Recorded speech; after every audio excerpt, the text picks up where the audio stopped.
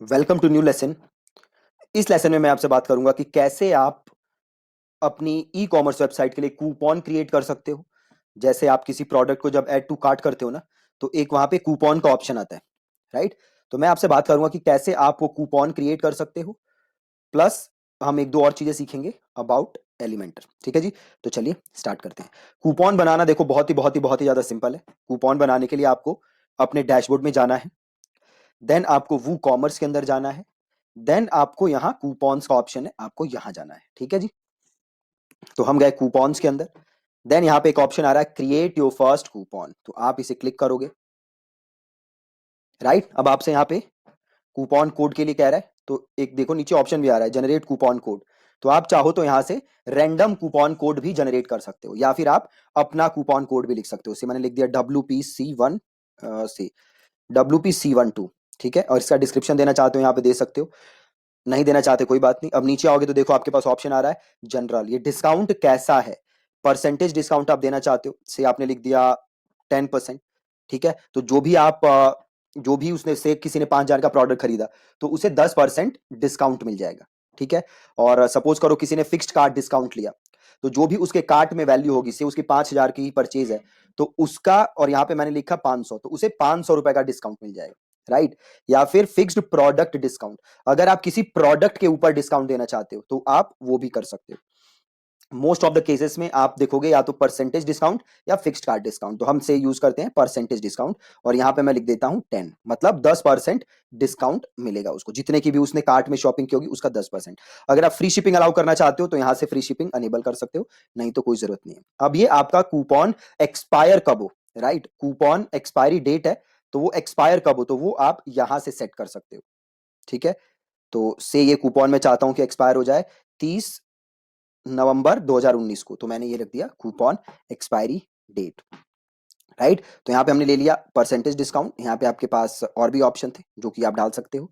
और यहाँ पे डिस्काउंट टाइप परसेंटेज डिस्काउंट, मतलब कितने परसेंट आप डिस्काउंट देना चाहते हो। ठीक है, देन आपका है यूसेज रिस्ट्रिक्शन, कि ये कूपन कब लगे, से आप चाहते हो कि अगर कोई 500 रुपए की शॉपिंग करे तभी ये कूपन लगे, तो आप वो यहाँ पे लिख सकते हो। ठीक है, देन है मैक्सिमम स्पेंड, कि वो मैक्सिमम कितना खर्च कर सकता है, तो मैक्सिमम का तो ऐसा कुछ बनता नहीं है, अगर आप मिनिमम का डालना चाहते हो तो आप यहाँ पे डाल सकते हो। इंडिविजुअल यूज ओनली, मतलब ये जो कूपन है वो बस अकेले यूज कर सकता है कोई, राइट। अगर आप चाहते हो कि ये कूपन किसी और कूपन के साथ यूज ना हो तो आप इसको चेक कर सकते हो। एक्सक्लूड सेल आइटम्स, मतलब जो आइटम सेल पे हैं अगर आप उस पर डिस्काउंट नहीं लगाना चाहते तो आप इसको यहां से चेक कर दोगे। अगर आप किसी पर्टिकुलर प्रोडक्ट पे ये डिस्काउंट लगाना चाहते हो, है ना, तो आप वो यहां से सेलेक्ट कर सकते हो, उस पर्टिकुलर प्रोडक्ट पे ही आप डिस्काउंट लगा सकते हो। अगर आप कुछ प्रोडक्ट एक्सक्लूड करना चाहते हो जिसपे आप डिस्काउंट नहीं लगाना चाहते, तो यहाँ पे भी आप सर्च करके वो प्रोडक्ट सेलेक्ट कर सकते हो, उस पर डिस्काउंट नहीं लगेगा। अगर आप किसी पर्टिकुलर कैटेगरी में करना चाहते हो तो वो कैटेगरी आप सेलेक्ट कर सकते हो। अगर आप कुछ कैटेगरी एक्सक्लूड करना चाहते हो जिसपे ये ना लगे, तो वो कैटेगरी से आप एक्सक्लूड भी कर सकते हो।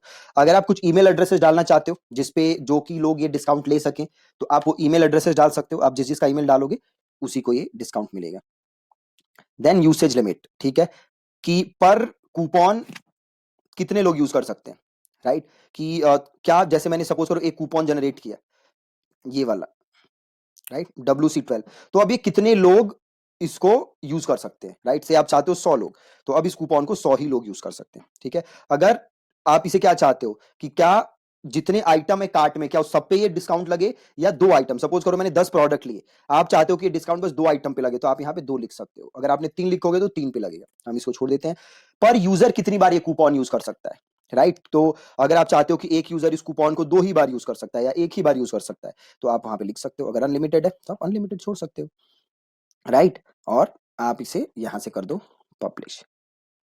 ठीक है, ये कूपन हो गया हमारा WPC12। अब इस कूपन को हम यूज करके देख लेते हैं कि ये काम कर रहा है कि नहीं, सही से नहीं कर रहा होगा तो इसको हम सही करेंगे। तो यहाँ पे मैं गया कार्ट पे, यहाँ कार्ट ऑलरेडी जो मैंने प्रोडक्ट ऐड किए हुए हैं, और देखो अभी हमारा कार्ट कितने का है, 3,490 रुपए का। ठीक है, तो यहाँ पे मैं कार्ट ये कूपन डालता हूँ और अप्लाई करता हूँ कूपन अपना।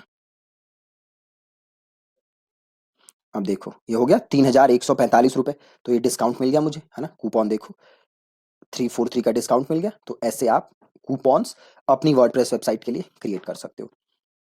अब एक चीज और देखो जो कि आप कर सकते हो, अभी क्या होता है, पहले मैं इस कार्ट में ये प्रोडक्ट ऐड कर हटा देता हूँ, ठीक है।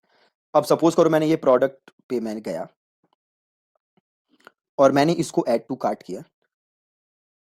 अब कुछ ऐसा आ जाता है व्यू कार्ट, है ना, और देन ये आता है, देन यहां से आता है प्रोसीड टू चेकआउट।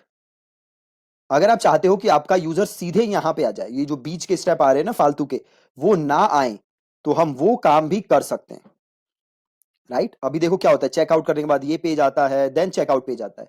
तो अगर आप ये बीच के स्टेप्स हटाना चाहते हो तो वो भी हो सकता है। वो कैसे होगा, तो हमें उसके लिए एक प्लगइन इंस्टॉल करना है। हमें जाना है प्लगइन्स में और ऐड न्यू, और आप सिंपल आके यहां पे सर्च करो direct checkout, direct checkout WooCommerce. थोड़ा सा वेट करो, सर्च हो जाए। डायरेक्ट चेकआउट वूकॉमर्स आपको करना है।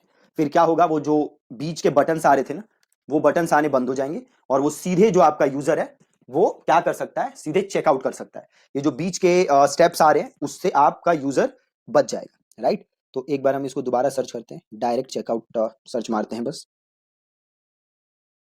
ये आ गया ना, direct checkout for WooCommerce, ठीक है। और इसको कर लो इंस्टॉल,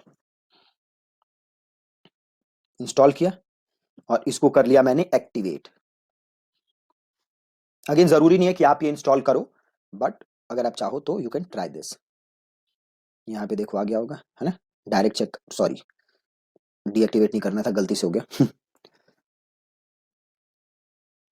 अभी इनएक्टिव में जाके उसे दोबारा एक्टिवेट कर देता हूँ। इनएक्टिव पे आए, इसको दोबारा एक्टिवेट कर देते हैं। मुझे सेटिंग्स में जाना था बट गलती से डीएक्टिवेट हो गया। हम वापस आते हैं, राइट, हम जाते हैं सेटिंग्स पे, राइट।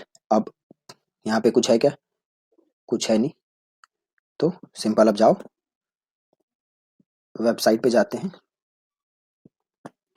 और एक नया प्रोडक्ट ऐड टू कार्ट करके देखते हैं, और अब देखते हैं कि क्या होता है। सो सपोज ये प्रोडक्ट में क्लिक करता हूँ और इसे करता हूँ ऐड टू कार्ट। अभी भी आ रहा है वैसे तो, direct checkout added to cart alert, no added to cart link, no added to cart redirect, इसको कर दो यस, और इसको कर दो सेव चेंजेस। अब ये ना added to cart redirect to, इसको कर दो चेकआउट और इसको कर दो सेव चेंजेस, ठीक है। अब वापस आते हैं वेबसाइट पे और इस प्रोडक्ट को ऐड टू कार्ट करते हैं और अब देखते हैं कि होता है कि नहीं। ऐड टू कार्ट किया, अब देखो आ गया सीधे चेकआउट, वो बीच के जो स्टेप्स थे वो नहीं आए, है ना। तो अगर आप ऐसा करना चाहते हो तो आप इस प्लगइन के थ्रू कर सकते हो बड़ी आसानी से, कोई टेंशन नहीं, ठीक है। तीसरी चीज जो मैं आज आपको बताना चाहता था इस लेसन के अंदर, वो है एलिमेंटर का एक बहुत ही अच्छा फंक्शन है, जिसमें क्या होता है कि ये जो सेक्शन है, मैं इस सेक्शन को सेव कर सकता हूं और फ्यूचर में मैं कहीं भी इस सेक्शन को यूज कर सकता हूं, राइट। फॉर एग्जाम्पल इस पेज को मैं करता हूं एडिट विद एलिमेंटर, ठीक है, एडिट विद एलिमेंटर करते हैं। अब आप देखो क्या वो फंक्शन है, काफी यूजफुल फंक्शन है, मैं बहुत ज्यादा यूज करता हूं इसको, और आप भी इसका बहुत यूज कर सकते हो, बहुत ही ज्यादा इससे टाइम सेव होता है। अब देखो इस फंक्शन से आप कर क्या सकते हो, तो एक बार ये प्लग लोड हो जाए देन देखो आप इसका कमाल क्या है। अब क्या होता है ना कि आपको कई, अब देखो ये खुल गया। अब सपोज करो मैं ये जो सेक्शन है ना इसको सेव करना चाहता हूं फ्यूचर यूज के लिए, ठीक है। तो मैं क्या करूंगा, इस सेक्शन पे आया, इधर क्लिक किया और यहां पे ऑप्शन देखो save as template, save as template, तो मैंने किया सेव एज टेम्पलेट और इसका नाम दे दो, है ना। इसका नाम क्या है, ये है कुर्ताज लिखा और मैंने किया इसको सेव, राइट, सेव हो गया।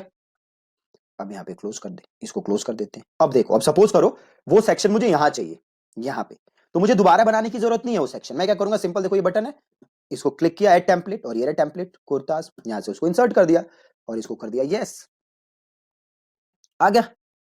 मुझे दोबारा बनाने की जरूरत नहीं पड़ी, ये जो मैंने बनाया हुआ था इसी को मैंने दोबारा यूज कर लिया। इससे आपका बहुत टाइम सेव होगा, राइट। तो कई बार क्या होता है ना, कई सेक्शन होते हैं जो हर जगह यूज होते हैं, आपने एक पेज पे यूज किया, इसको फ्यूचर में भी यूज करना है तो आप इसको सेव कर सकते हो और जहां भी आपको जरूरत पड़े आप यूज कर सकते हो, बहुत ही आसान।